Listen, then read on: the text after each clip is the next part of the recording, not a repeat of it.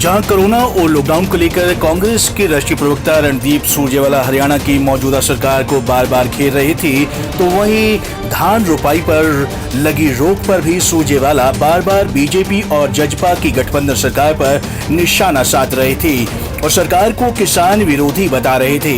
वहीं इस मामले में हरियाणा सरकार ने नए दिशा निर्देश जारी किए हैं। चयनित ब्लॉक में 50% धान की जगह अन्य फसल नहीं लगाने पर धान की खरीद नहीं करने का फैसला सरकार ने वापस लिया है।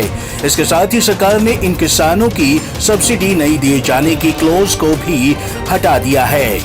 हरियाणा की खट्टर सरकार पर मुझे दया आती है। अगर हरियाणा के मुख्यमंत्री को सरकार के आदेश और एडवाइजरी में अंतर पता नहीं तो 2.5 करोड़ हरियाणवी निर्णय करें, ऐसे शासक को क्या गद्दी पर बने रहने का भी अधिकार है? और खट्टर साहब, आपकी जबान पर हरियाणा के लोगों को विश्वास नहीं।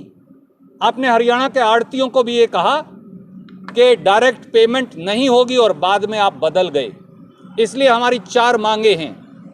पहला, 9 मई 2020 का ये काला आदेश जिसको मैं आपके टेलीविजन स्क्रीन पर दिखा रहा हूं, खट्टर सरकार लिखित में इस काले आदेश को वापस ले।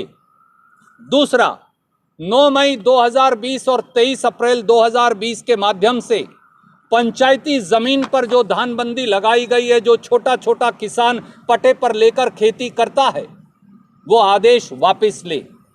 तीसरा, हरियाणा के मुख्यमंत्री श्री मनोहर लाल खट्टर इस चिलचिलाती गर्मी में किसानों को पीड़ा देने वाले इस आदेश को जारी करने के लिए बगैर शर्त हरियाणा के किसानों से सर झुकाकर माफी मांगे। चौथा, दादूपुर नलवी रिचार्ज कैनाल जिससे हमारा भूजल का स्तर ऊपर जाएगा, उस प्रोजेक्ट को खारिज करने के लिए खट्टर साहब माफी मांगकर उस Dadupur Nalvi recharge canal project को दोबारा चालू किया जाए। ये 4 मांग खट्टर सरकार को हरियाणा के किसान की माननी पड़ेंगी। ये हमारा प्रण भी है, संकल्प भी है और हमारा उनसे निवेदन भी है। सरकार ने नए जारी आदेशों में कहा है कि सूच्यानुसार किसान धान की जगह विविधीकरण को अपनाएं। वहीं वैकल्पिक फसल पर सरकार की ओर से 7,000 रुपए वित्तीय सहायता भी दी जाएगी। इस पर सुरजेवाला ने कहा कि खट्टर जी बार बार क्यों यू टर्न लेते हैं। सरकार को एडवाइजरी और आदेशों में कोई फर्क नजर नहीं आता और अब यू टर्न ले ही लिया है, तो 9 मई को जो आदेश जारी किए थे उन्हें लिखित में वापस लें और किसानों से लिखित में माफी मांगे। आज खट्टर साहब ने कहा है कि उन्होंने इस आदेश को वापस ले लिया है। मैंने जैसा कहा, हमारी मांग है। खट्टर साहब को शायद एडवाइजरी और आदेश के अंदर फर्क मालूम नहीं होगा, पर सरकार का आदेश होता है, वो मुख्यमंत्री की जबान से वापस नहीं होता, वो लिखित में वापस लेना पड़ेगा।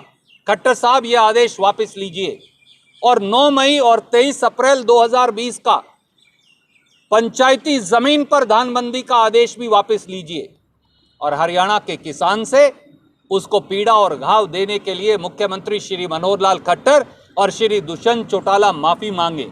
और यही नहीं, Dadupur Nalvi recharge canal project जो उत्तर हरियाणा की जीवन रेखा है, उसे फौरन चालू किया जाए और उसे बंद करने का आदेश भी वापस।